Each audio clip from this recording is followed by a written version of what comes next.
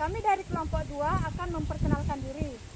Nama saya Ketut Ayu Anggreni dan teman saya. Nama saya Putu Monika di Pratiwi. Saya Kade Ada Sidiasari. Saya Kamar Triase.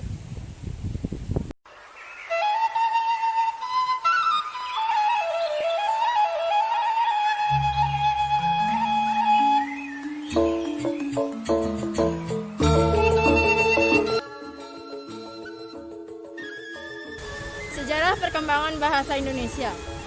Bahasa Indonesia lahir pada tanggal 28 Oktober 1928. Pada masa itu, para pemuda dari berbagai Nusantara berkumpul dalam kerapatan pemuda dan berikrar. Ikrar itu dinamakan Sumpah Pemuda. Bahasa Indonesia dinyatakan kedudukannya pada tanggal 18 Agustus 1945 karena pada saat itu Undang-Undang Dasar 1945 disahkan sebagai Undang-Undang Dasar Negara Kesatuan Republik Indonesia. Bahasa Indonesia dinyatakan berasal dari bahasa Melayu. Bahasa Indonesia tumbuh dan berkembang dari bahasa Melayu yang sejak zaman dahulu sudah digunakan sebagai bahasa kesatuan. Peristiwa-peristiwa penting dalam perkembangan bahasa Indonesia. 1. Pada tanggal 16 Juni 1927, Yahya Datuk Kajo menggunakan bahasa Indonesia dalam pidatonya. Hal ini pertama kalinya dalam sidang Foksat. Seseorang berpidato menggunakan bahasa Indonesia. Yang kedua, tanggal 28 Oktober 1928, secara resmi Muhammad Yamin mengusulkan agar bahasa Melayu menjadi bahasa persatuan Indonesia.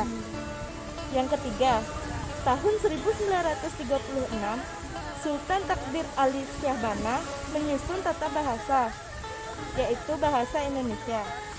Yang keempat, pada tanggal 18 Agustus 1945, ditandatanganilah Undang-Undang Dasar 1945 yang pasalnya, pasal 36, menetapkan bahasa Indonesia sebagai bahasa negara.